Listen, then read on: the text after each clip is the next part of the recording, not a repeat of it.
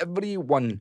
My name is Paul Third, and this week I want to tackle a subject that may be very close to home for a lot of you. Are you using too many plugins when you're mixing or you're producing? I think there's a very, very high chance that you may be, because I've noticed that the modern way of mixing is tons and tons of plugins, tons and tons of chains, people mixing into mixing templates that have just got already tons of analog emulations in there and have tons of effects and tons of EQs before you've even listened to the song. Now, I'm not going to lie, it's extremely difficult for me to get like a full rough balance of a mix without tinkering things. Like, I do the drums and then the vocal doesn't really fit, and I'm trying to get the vocal to fit with the drums and then the guitars and then the pianos and other things. I just always felt stuck, and I took fucking ages like lamenting over my decisions. Like, did I put too much high end in that kick there? And did I scoop enough out there in the bass? Is the bass sitting in with a kick right? And what I kind of realised just this week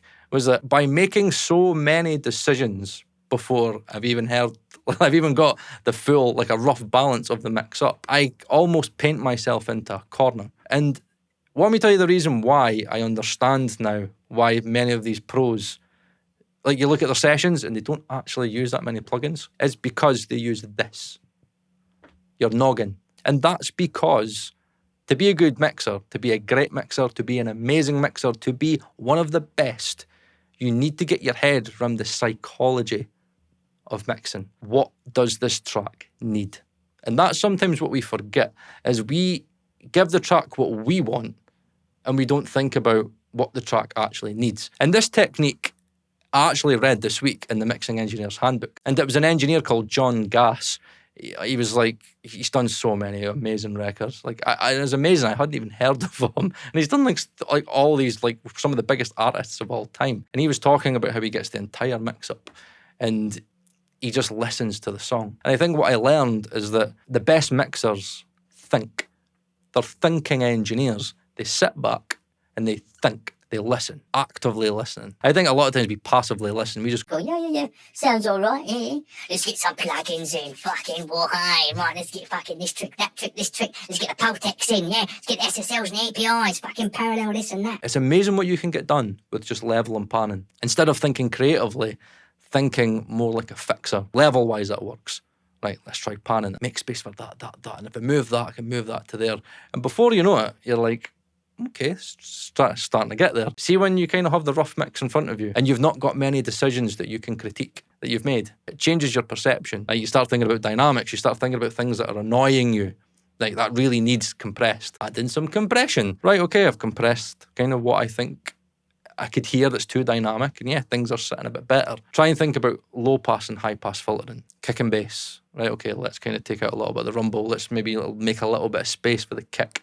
What do I want to prioritise? Okay, let's think about the guitars. And a little bit too much fucking low in there, right? Okay, let's start carving out some of the low end. Let's start taking out some of the high end in the guitars. Let's start making space by just doing simple things like low pass and high pass. And it's hard because it's almost like you're forcing the mix. You're really like carving away at it, and you're really pushing the mix to kind of come together. You've not really made that many big decisions, like these decisions that you could really critique yourself on, that could really niggle at you, and you can start doubting yourself. You don't overanalyze as much, and you're just like, right, okay, the guitars are sitting half decent. Right, okay, what do I need to do? Right, now it's time to EQ. Okay, I definitely need to EQ the kick and the snare, and I'll need to EQ the vocals as well. But before you even think of doing that, you could easily just try and find, in terms of the kick and snare, toms maybe, instead of EQ, you might just be able to get another sample in.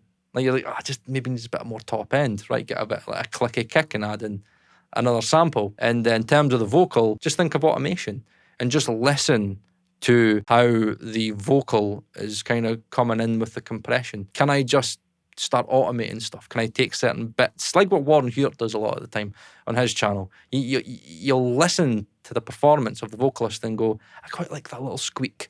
Bring that up a little bit. I like this, I like that, bring that down a little bit. And he's just thinking about the emotion of the vocal and how that can sit better in the song. And then even still, without going into EQ and fancy plugins, sidechain compression. Kick and bass, sidechain compression. If you set your buses up a certain way where you've got all of the kind of everything else by the vocals going into like an instrument bus. You can use track spacers, side chain the vocal to the entire mix. And again, just let the kind of vocal come through a little bit more without the use of EQ. Fuck, when are we going to get to the good stuff? Like, again, I'm halfway through this and I'm already thinking, right? Thinking about what I'm going to do next. Next up is probably going to be the effects. It's going to be the reverbs. It's going to be delays, because obviously when you've got effects in, that can tonally alter the sound of the mix as well. So instead of doing all the fancy stuff, just well, I suppose it could be classed as fancy. I don't see reverbs and delays as fancy, but it's creative, and it's just kind of taking what's there and just going, right, okay, let's see what that sounds like. And then when you've got all of that done, and you're like, right, I've done basically everything I could think of. Then you could start going in with EQ. Then you could start thinking, that needs this, that needs that needs a little bit of colour. Maybe that needs a bit of saturation to kind of just make it pop out a little bit more. But you've got to a point where you sit back and think, fuck, I haven't actually done much. You actually have. You've done a lot of engineering, but you haven't actually used a lot of plugins. And in terms of the signal processing, you haven't actually done that much processing. You've just thought about the mix. You've listened to the mix. And for anybody that really struggles, like I do, right, and takes a long time to get a rough mix up, there's a plugin called Mix Monolith. I don't know, I can't say it right. It's AYAIK or AYAIK, I can't remember. In regards to a psychological benefit to you and making your workflow way easier and making your gain staging a lot quicker as well, Mix Monolith is hands down the best plugin that I've ever used, and it's going to be on every single one of my mixes. Its levels are fucking solid. Like, what I did with this track, and again, I'll let you hear at the end, to kind of where I am just now. You do it in passes.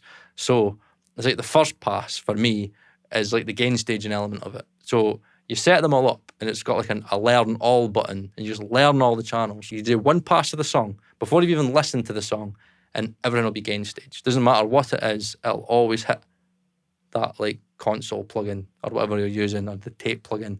It'll always hit it right, just right in the sweet spot. Then from there, you've got everything gain staged. And then obviously you'll have like your set chains and your template, certain things that you go to that you use quite a lot. Have them all bypassed. And then at the end of that, have a mix monolith, right, at the end of it. Then, like, it's got these presets. I was skeptical, but I watched a lot of videos on it, and I'll link videos, a playlist or whatever down below, because you need to watch him do it.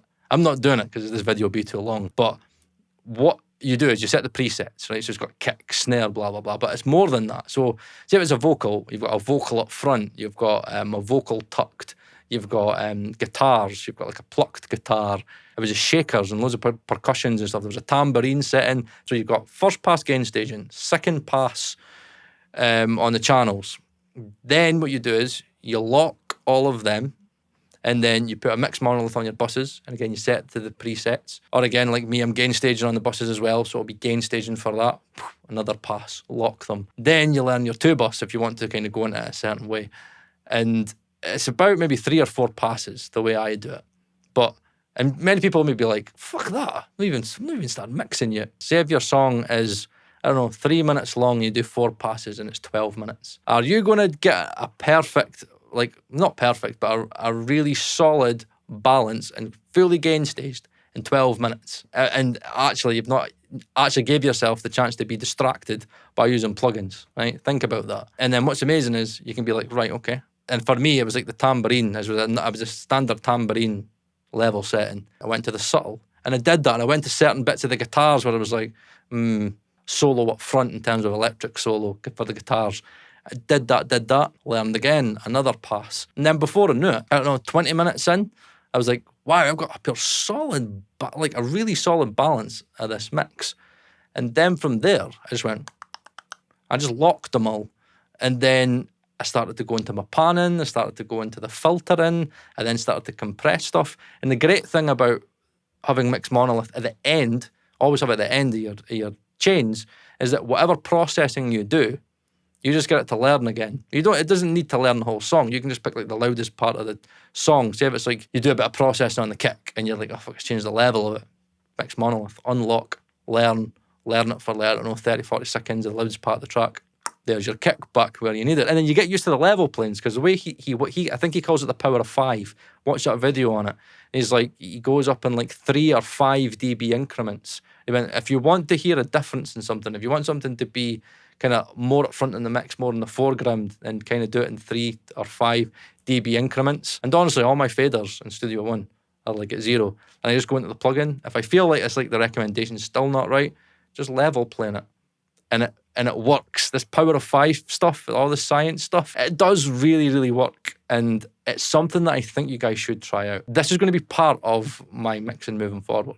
And all I want to do is I just want to kind of finish this video with where I am just now. I've not got any effects in, which will be my next move. I've not automated the vocal yet. But just think about when you listen to this mix that I have done this mix and I have not manually set any level. All my faders are at 0. I've tried to get everything to kind of fit. Genuinely just a console, and I'm using the filters in there, the low pass and high pass filters. I've got some compression on certain things. I've got a little bit of smart EQ there, which is a little bit tricky, but smart EQ isn't doing a lot. It's more for the grouping. I use smart EQ for frequency clashing, and I kind of group and prioritize everything, and I set the amount that it does that's very, very low. It's just a little bit. I just bring it up till I go, that's about right. So this has been a really long video, and I've really flustered my way through it because it's just kind of stuff that's on my head right now, and I'm kind of struggling to kind of put it into words, but it's really interesting me just now. I know it might be geeky to some, but